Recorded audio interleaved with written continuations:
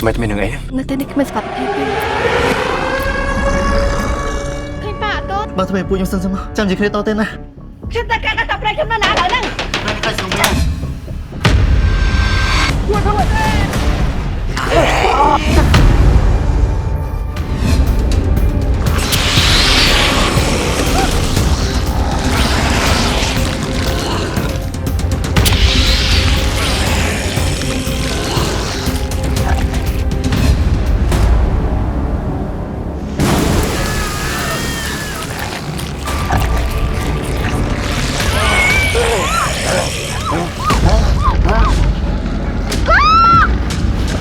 បើលោកចង់ជួបប្រពន្ធលោកត្រូវការពារខ្ញុំ